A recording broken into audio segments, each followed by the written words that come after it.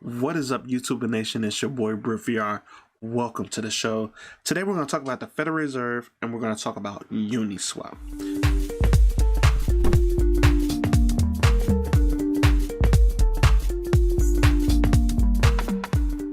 So let's talk about the Federal Reserve really quick. News has been coming out that reverse repos have been happening, and it's been at record high around $500 billion, guys. That's a lot of money for the Fed to be reducing their loads of treasuries or their securities.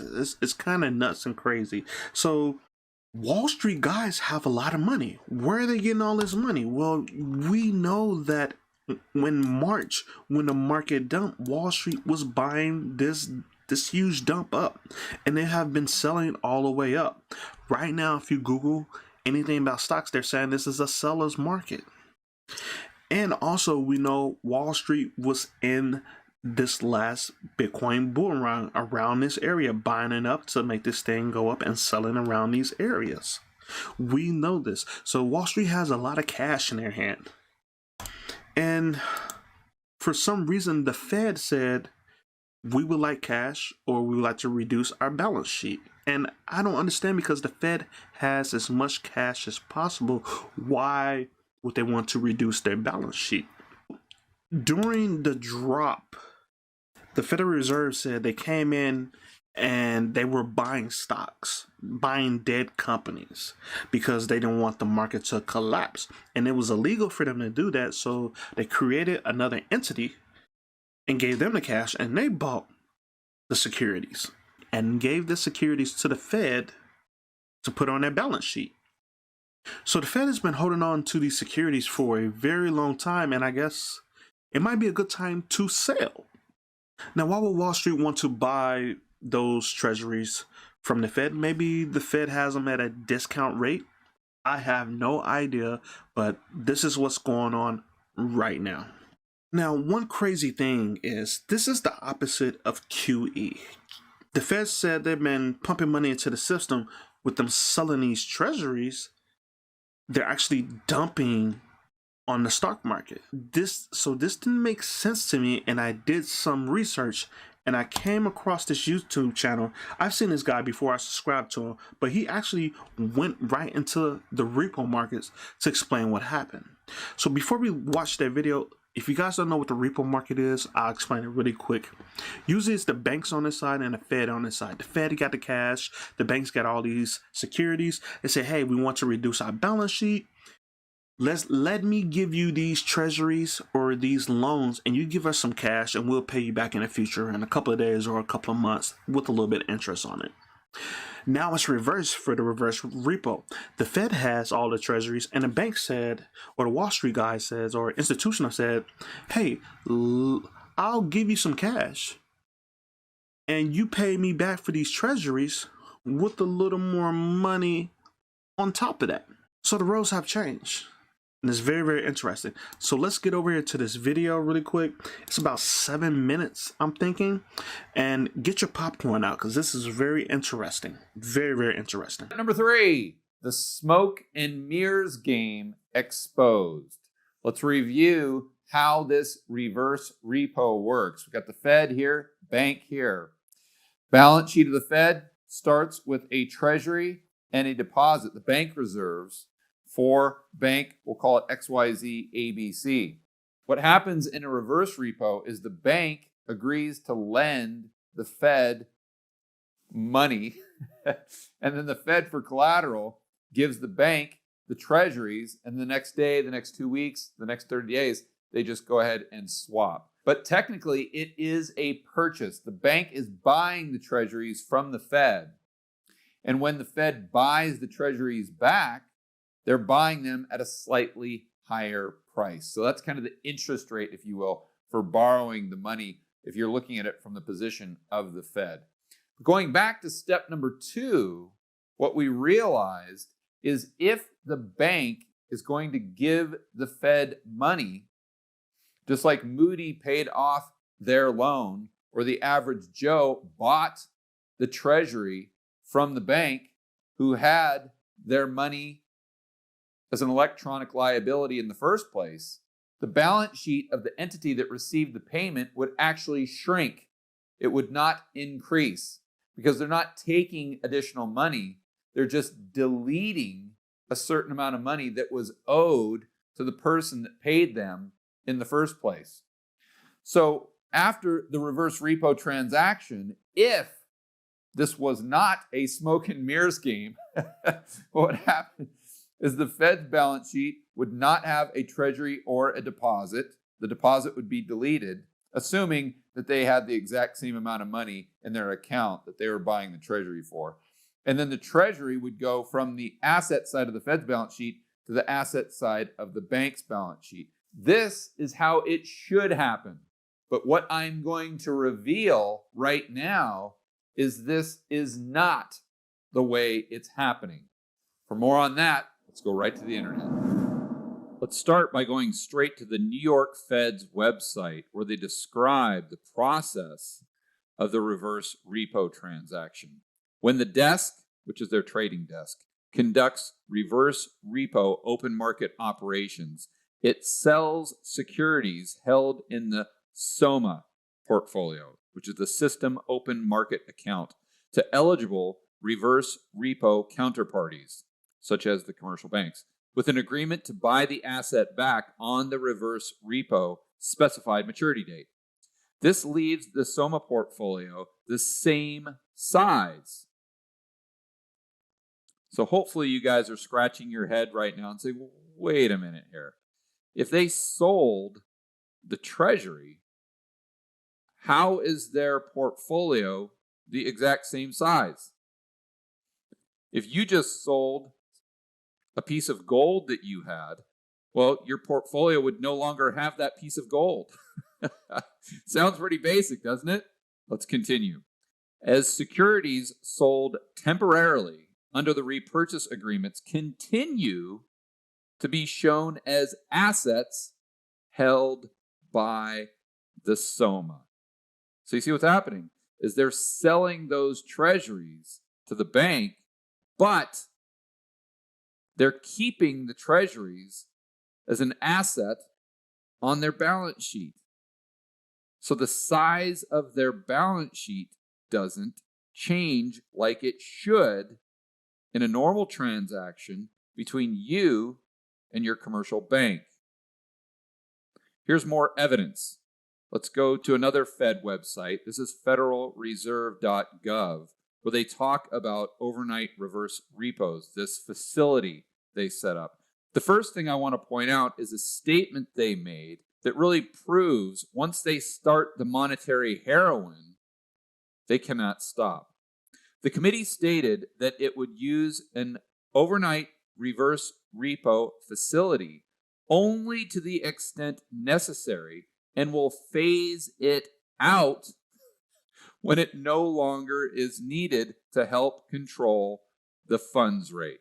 I want to point out this was written in 2014. So the question becomes, when are they going to phase this out? The answer, obviously, now 7 years later, is never. They cannot phase it out. Just like they can't stop QE, and just like the government can't stop stimulus. But more specifically regarding the topic at hand, these reverse repos, this transaction does not affect the size of the SOMA portfolio, which is what we were just talking about. But there is a reduction in the reserve balances on the liability side of the Fed's balance sheet. So if you're following here, you're probably asking yourself, okay, well, how does that work? How can they keep the asset but reduce the liability? And the liability, again, is the quote-unquote money that the bank is actually paying them for the treasury in the first place. And here's your answer. Let's go ahead and repeat this statement again so we're all clear. But there is a reduction in the reserve balance on the liability side of the Federal Reserve's balance sheet and a corresponding increase in the reverse repo obligations while the trade is outstanding. So what they're saying is they've got accounts for those banks, and then which is a liability, and they've got another account which is a liability. So they just kind of move those bank reserves quickly from one account just down to the other account. But again, the size of the balance sheet on the asset side and the liability side of the Fed does not change with these reverse repos. The only thing that changes is the commercial bank's ability to use that treasury to make profit in the marketplace with further financial engineering. I'd also like to point out the Fed is increasing the limit of the reverse repo transactions allowed for the commercial banks themselves. Check this out. In this year's March policy meeting, the Fed raised the amount counterparties can lend. In other words, the amount of treasuries they can buy from the Fed to $80 billion from $30 billion. So it almost makes it seem as though the Fed will just allow the commercial banks to use their balance sheet at will. It really makes you scratch your head and think that maybe, just maybe, all of these balance sheets are being used for one single purpose. And it's like they've merged all the balance sheets of the financial institutions in the Fed into one. And either the Fed or the commercial banks just use whatever is on that balance sheet at their will, at their discretion, just to increase their profits at the risk of making the entire system more unstable. So now let's review exactly what the Fed's website was saying right here on the whiteboard. When we start with the Treasury and the deposit or the bank reserves as an asset and liability of the Fed, and those bank reserves as an asset of the banking system, after the reverse repo has been done, the balance sheets are identical. The Treasury is still an asset of the Fed. The bank reserves are still a liability of the Fed and an asset of the commercial bank. But what has happened is the bank takes the Treasury and basically pretends that it's on its balance sheet and that it owns it legally. And then they sell it into the Treasury market. Let's just say they're selling it to sell it short because they think interest rates are going up, therefore prices of bonds, treasuries, are going down. Then what happens is a financial institution buys the treasury that the bank just sold. So let's think this through. After this entire process is done, the financial institution would have the treasury as an asset on their balance sheet, but so would the Fed. And the deposits, the bank reserves that the bank had originally are still there as an asset on their balance sheet and a liability of the Fed. So what is this telling us? Well, let's take one more step. If you combine the balance sheets of all three entities involved, what does it look like? You've got one treasury and one bank reserve deposit. The exact same thing that we had to begin with. So the big idea, the main takeaway that I'm trying to communicate to you is that what has effectively happened and what this reverse repo market warning sign has shown us is that there's really only one balance sheet in the financial system. They've merged everything. It's central control or central planning on steroids. It's basically one balance sheet, and it's just used by whatever entity needs the assets or the liabilities in order to kick the can down the road and keep the music playing in this musical game of financial and economic chairs that eventually has got to come to an end. So if there's only one balance sheet, the question becomes, who is in charge of the balance sheet? Currently, I would argue it's the commercial banksters, the Jamie Dimon types. But I think the Fed realizes this dynamic. It should be blatantly obvious to them. If I can figure this out, hopefully they can figure this out. And I think there's going to be a power grab where the Fed is most likely going to try to take control of this universal financial balance sheet through the form of a central bank digital currency. The Fed, cryptocurrency, to buy up all those treasuries, to take control of what's going on with the banksters. Now, this is very interesting and clever from whoever is running this thing behind the scene. But it's very interesting to see what is going on behind the scene and to let you guys know what is happening. What is happening, guys. So remember to hit the like button if you love the content I'm giving. Make sure you hit that like button. And also leave a comment at the bottom to let me know what you guys are thinking.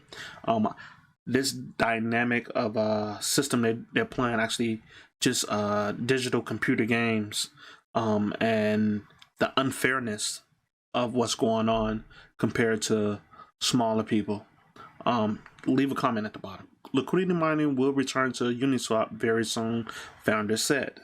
This was a very interesting blog or vlog that they had with Uniswap. But in general, these guys saying they're going to create an LP token or some type of token to keep people on the platform from liquidity mining. So you liquidity mine, you earn money from the swaps, and you earn this token, whatever they're going to make for the future, so you can have two profitable items coming to you and to keep you on a platform.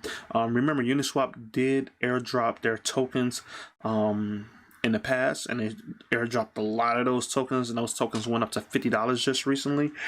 But they said they may need something else to keep the liquidity on the markets. If you never use Uniswap, there's a decentralized exchange, and they're like the reason why Ethereum is pumping very, very hard right now. I'm going to end the video right here. Thank you guys for watching. Make sure you hit the like button, hit the subscribe button. Also, leave a comment at the bottom to let me know what you guys are thinking about the cryptocurrency market. And all you guys have a good day, and all you guys have a good night, and enjoy the crypto life. Peace.